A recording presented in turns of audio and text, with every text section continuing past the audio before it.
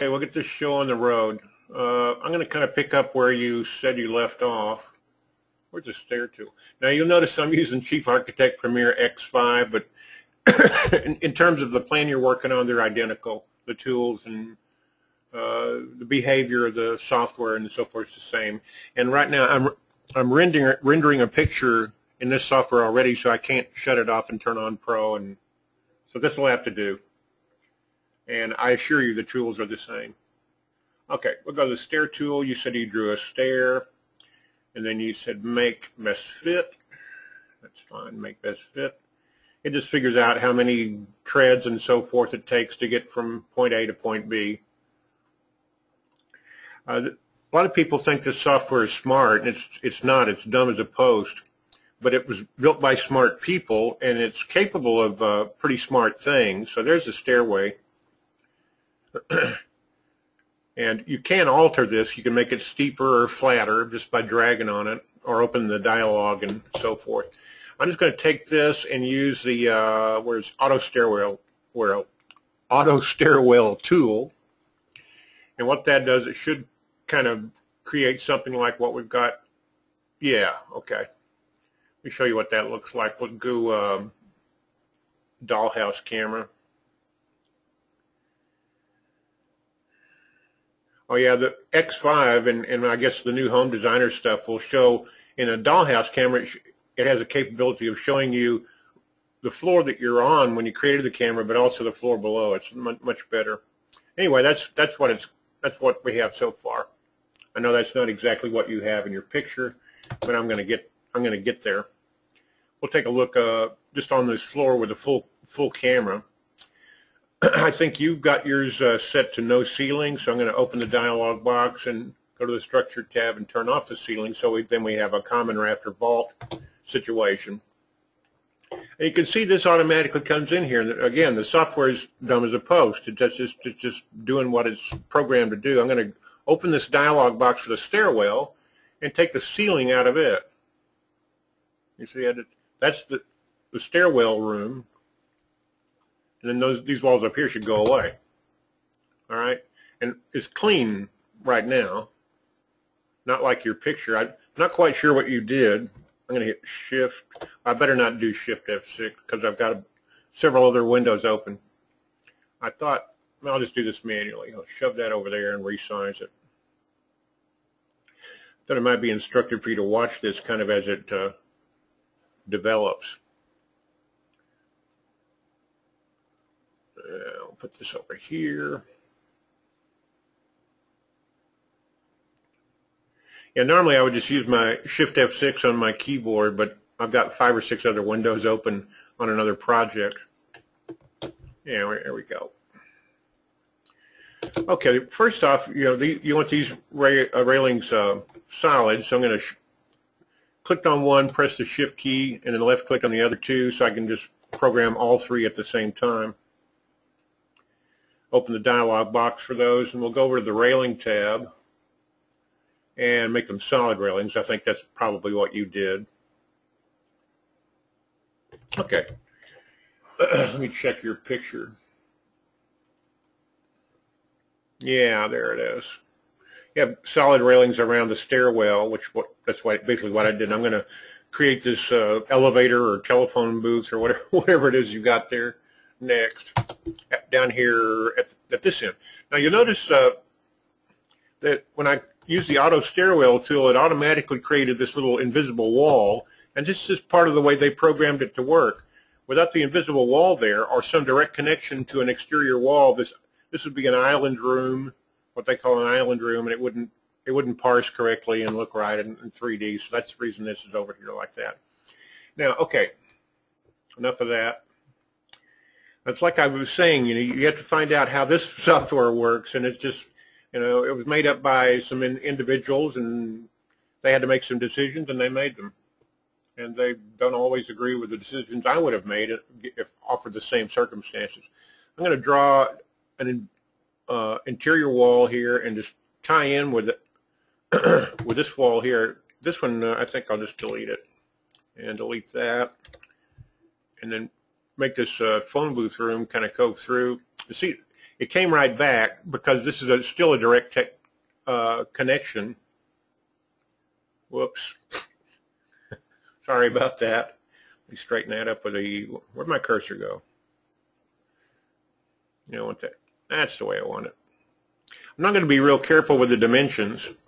I need a little bit different camera view, so I'm going to close this camera view and create a new one.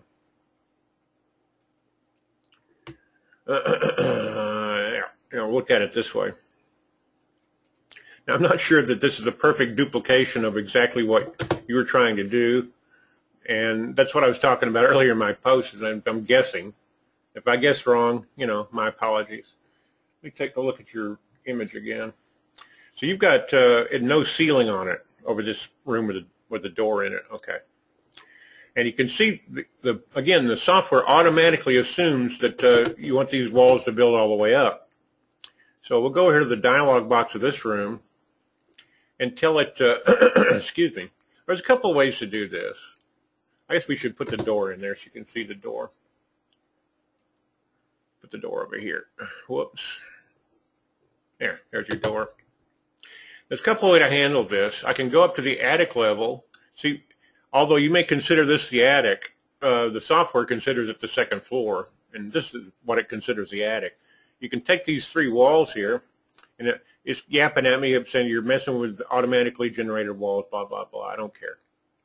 I knew I was going to do that. I'm going to shift select these, open them, and make them invisible.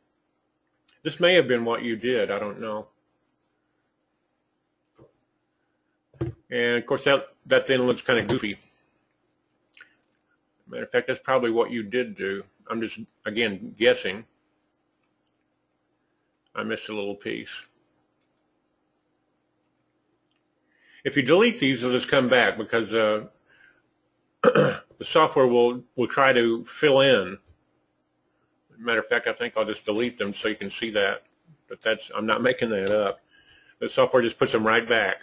I deleted them, and the software put them right back. So let's go down to here. And we'll just open the dialog box and take the ceiling out. Excuse me. Take the ceiling out.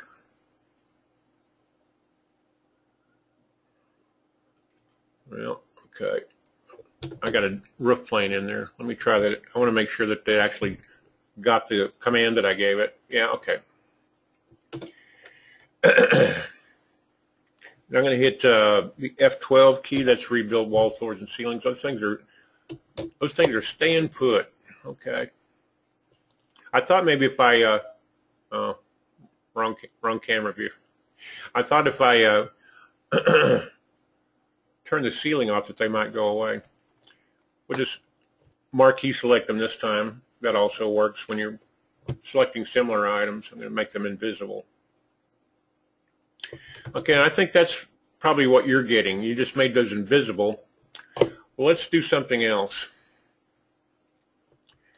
I'm going to take these walls here. I don't know exactly how to make this go away because I don't know exactly what you're doing. If I knew exactly what you were planning to do, maybe I could come up with a classier solution. Let's take those three walls and make them, let's make them railing. And then the rail style would be solid. And over on newels and balusters, I'm going to set the height at, I don't know, I'm going to guess 8 feet. And then on the materials tab, the rail, I don't want wood up there in this case. I'm going to set it to drywall. Drywall, yep. We'll see what that looks like. Hey, not bad. May not be exactly what you're looking for, but you can see that the anomaly in the ceiling went away. And if you wanted a ceiling there, let me zoom in here. I'll just click in this spot in here, and in the edit toolbar, that's the one that pops up every time you select something. It disappears when you deselect things, and it appears when you select things. I'm going to create a room polyline, so it kind of fills in there. I'm going to convert that polyline. All this can be done in Pro, by the way. I'm using Premiere, but Same tools and the same procedures in Pro. And I'm going to make that a slab. And I'm going to set the material of that slab, just for fun, to drywall. I want it to look like drywall. Now in this dialog here, it's asking me to tell it how high and how thick and so forth. So I think I'm going to make it 8 inches thick. I'm not sure about the height. Looks like it needs to be higher than that. I can't see it. Okay, let's say if this is the second floor, probably about maybe 200 inches. I'm guessing. As long as it comes into camera view, then I can. Okay, I still don't see it. Let me try another camera and see if I can figure out where that is. I'm going to put this edit toolbar. I just wanted to show you that it's the edit toolbar. And we want a camera that'll, yeah, let me do it this way. I need to find out where that slab is. Where's that silly thing? I don't see it. Maybe slabs are not, custom slabs are not turned on over here in this camera view. They should be. There's the top of my railing wall. Switch over here. Let's see if I can straighten out those railing walls where they look a little nicer.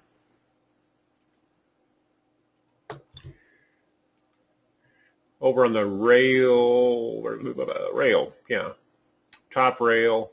See, it's 2 by 2, and it looks goofy. The walls are 4.5 inches thick. I'm going to set this to 4.5, so it just looks like the walls go there and stop. I don't care about the height. That could be 0, I guess. Yeah, that looks better. Okay, now where's that stinking slab? Let me move this camera a little bit. Well, my computer's a little syrupy because of all the stuff I'm doing with it, but I wanted to go ahead and do this.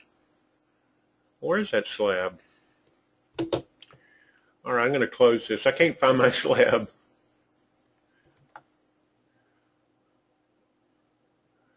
The case of the missing slab. Where's my camera tools? Well, my toolbars have gone bluey.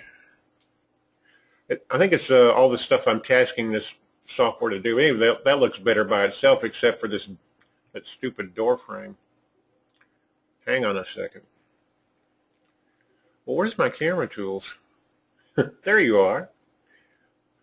Let me look this way. I need a elevation camera. Yeah, we'll look that way. Well, I don't see that slab anywhere. And that, I'm not quite sure why the door trim insists on going up, but I guess it's because I turned that into a solid railing. That's not totally optimum. There's certain ways I can get around that, but I'm trying to not make this overly complicated. Okay. Let me back out of this.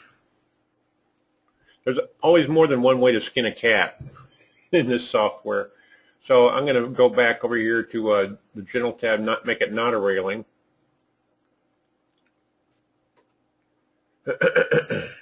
Looks like it's, okay, hourglassing. Well, I wanted that slab for a ceiling. Not quite sure where it went. Well, maybe it went bye-bye. Let me make another one. Oh, there it is. Let me pull that stinking thing out here so I can see where it is. There you are. Okay. Sorry about that. Trying to be Mr. Know-It-All, and the software's making me look like a goofball. I'll just grab the slab and stick it up here where I intended in the first place, up there. I'm not trying to make this perfect or anything. There's that slab here, and I'm going to make the slab having a little control problems. Well, I didn't mean to use concentric reside, but that's good enough. I'm just demonstrating here. I'm not creating the Eiffel Tower or anything. But anyway, you kind of watched me, and I'm just kind of messing around. I don't know exactly what you want to do. Okay, we got our little lines back. So, excuse me. And that was solved earlier when okay. So the door frame looks right now. This ceiling, it's a separate object. You can adjust it to make it look right. Now, how can I know this is the part that you didn't like. There's ways to fix that. So nothing's particularly a stop. Let me try this one. I'm going to go back and make it railing. And where's the railing tab? Railing style. Okay, it picked it up from before. See if that, yeah, that gets rid of that line.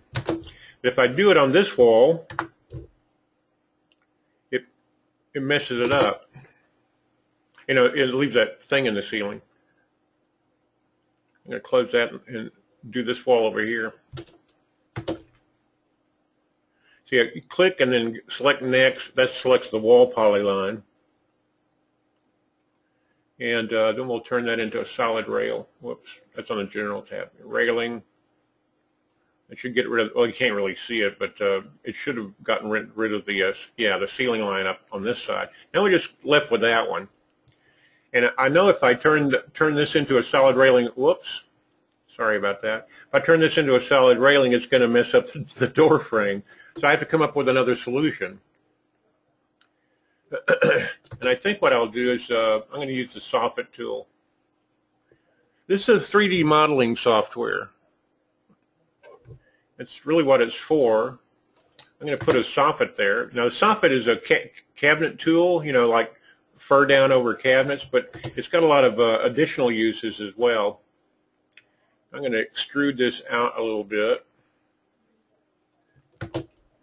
And then I want another elevation camera through here. Okay, there's my Soffit, and right above here is where that hole in the secondary.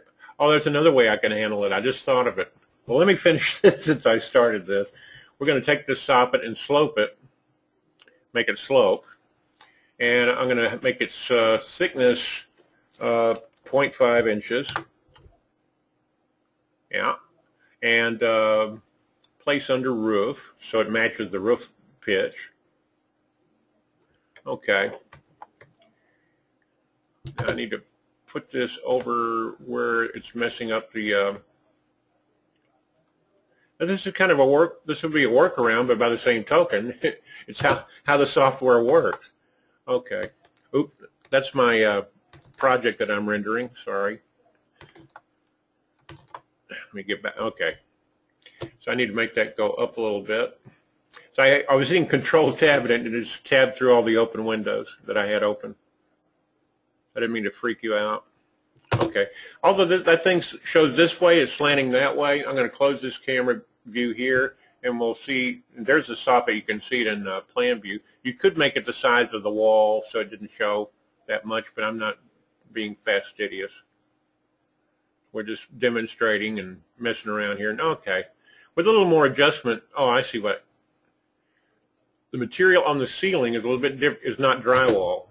We'll just take the eyedropper and make that, okay.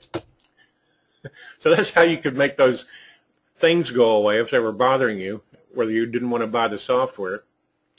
Another way would be with ceiling planes. It's common for such rooms like this to have scissor trusses. I think these roof planes here are like 812. And we'll go over here, and I'm going to set this to 512. This controls the custom ceiling plane height. So I want the ceiling planes to draw in underneath the roof, so I set them to a lower pitch.